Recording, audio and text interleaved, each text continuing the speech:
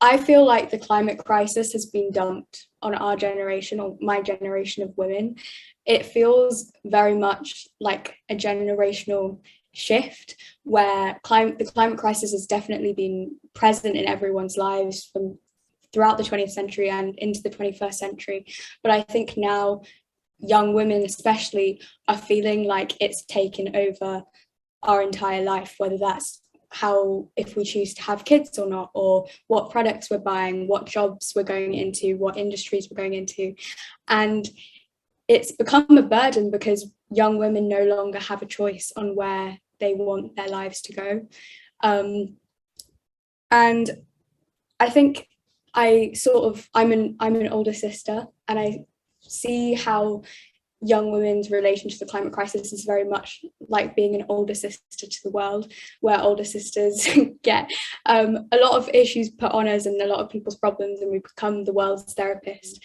It's quite damaging, and it causes a lot of climate anxiety, which I've observed talking to young people from across the world. Some people as young as 12, and they'll talk to me and they'll say, yeah, I know, like, we know all the solutions, but what can we actually do as a young person? I feel like I don't have agency over the world.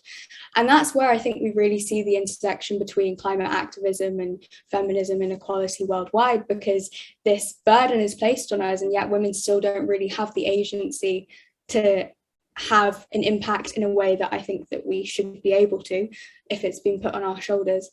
Feminism has definitely changed. The world has definitely become more equal, but it's not equal in the right way. You know, young people now have a seat at the table. We have people like Greta Thunberg being given a platform to speak, but the table itself needs to change. The system needs to change, because there's no point us getting to the table if almost to fill a quota, or say, oh look, we're listening to young people, we're listening to young women, if those words, if what young women are saying and young people are saying isn't then being taken into account. And it turns it into a show, I think. And I was sort of thinking of this in the context of popular culture, where I've seen on social media, for example, young women specifically are always the butt of jokes, right? So you have so many things going on, like, oh, it's not cool to be basic, and every single thing that a teenage girl does gets nitpicked by the media, by other people, by older women. I see myself doing it subconsciously. There was a big thing before about, oh, if you like Taylor Swift, that's not cool because she's boring and normal, and everything just gets dissected. And I think that that's a big issue with young women using their platform and using social media to voice their opinions. When they get almost caricatured, there was a big phase of, in the beginning of the pandemic, when we saw social media platforms like TikTok really gain popularity, and there was a caricature on there of something called a Visco girl, and the Visco girl would always be like, oh, we should not use plastic straws, that's save the turtles, and it became a joke. Everyone was imitating them. And I think it's really sad that we see these things that are such important issues, but they only become important issues when they're coming out of the right mouth. And if they're coming out of a young woman's mouth, then it's interpreted in a completely different way. You're seen as angry, you're seen as bossy, you're seen as a social justice warrior, as a negative thing with negative connotations, when why should caring about the environment be seen as a bad thing? Or why is that the first thing that we jump to? If we take Greta Thunberg as an example, because she's been put on a pedestal because she was not the first young woman to do what she's done, but she was sort of chosen by the media, right? But and I think it's really amazing, her age, her gender, her position in the world, that she's been able to do all of those things. But the sad thing of that, and where I think the burden aspect of that comes into, is that her gender and her age, being a young woman, has all been used against her. It's all been used to target her and make her words seem less powerful. I think ultimately with the climate crisis, you know, there's been so many studies to say that women, or impoverished women specifically, will be the ones that will feel the effects of climate change the most. Women are going to feel the effects of climate change the most, and yet we're, from how I see it, we're the ones doing the most to change it.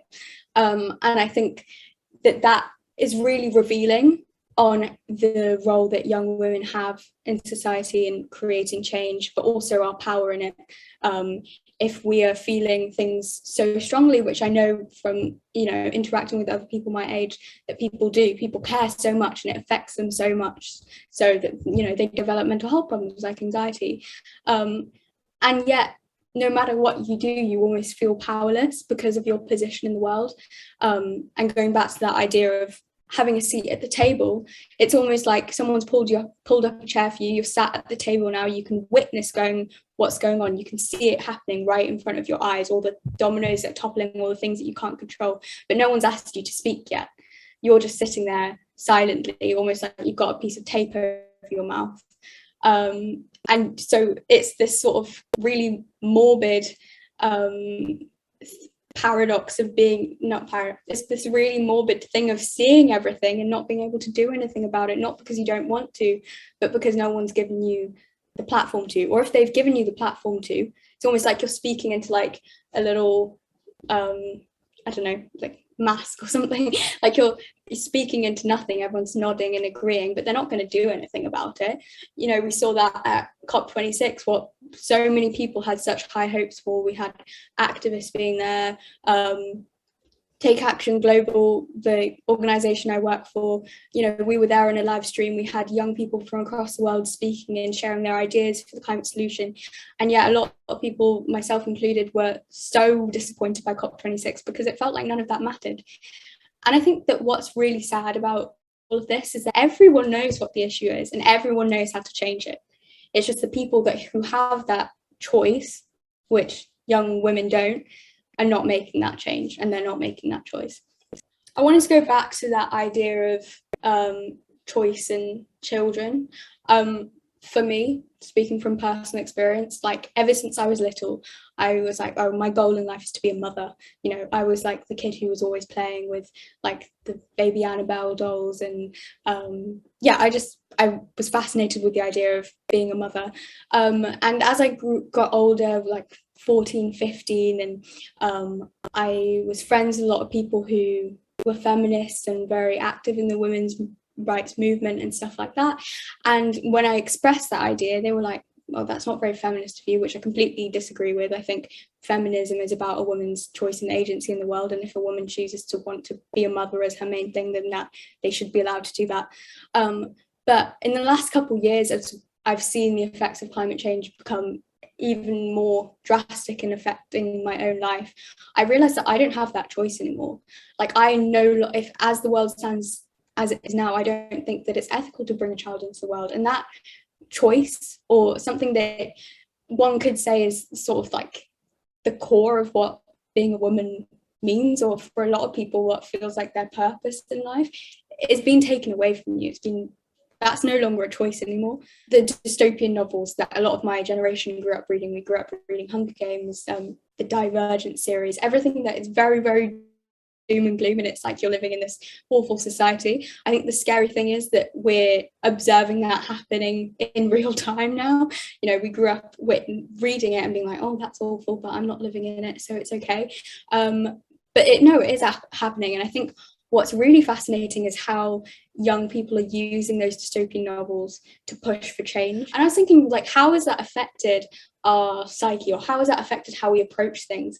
And I think ultimately, though, that idea of protest and change being like a full-fledged revolution or toppling the government in a very violent way is a very masculine thing. And I was sort of thinking, well, actually, the whole thing of these dystopian novels is that they do that, but you never get to find out what happens after.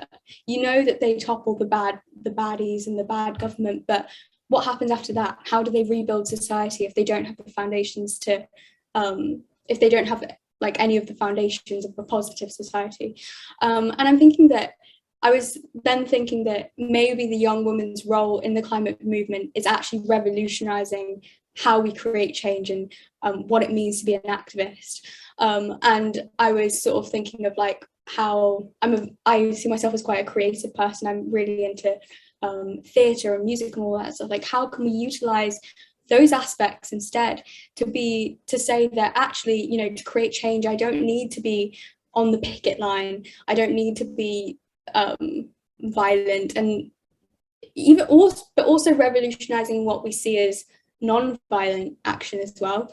I think ultimately we don't have to fight like men to get things done, because young women have such a unique role in the world, and we have unique tools as well. And I think that we should instead be taught how to use those tools instead, because there's no point forcing ourselves into someone else's shoes that are just not going to fit. We should have shoes that are made for, there's no point forcing ourselves into shoes that are not going to fit, or they're just going to be uncomfortable, when we could just make shoes that actually fit. But we need the tools to be able to do that, and I think at the moment we're not being provided with those tools.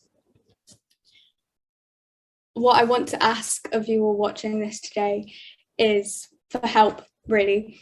Young women are facing this on our own. We're in the middle of the tornado, but we need you, other young women across generations, to stand behind us and use your voices as well to help amplify us. We've got that seat at the table, but we need generations of women as well to be behind us, holding that seat down and making sure that we stay in place. I think together we can be that microphone that will rip the tape off young women's mouths and allow us to speak.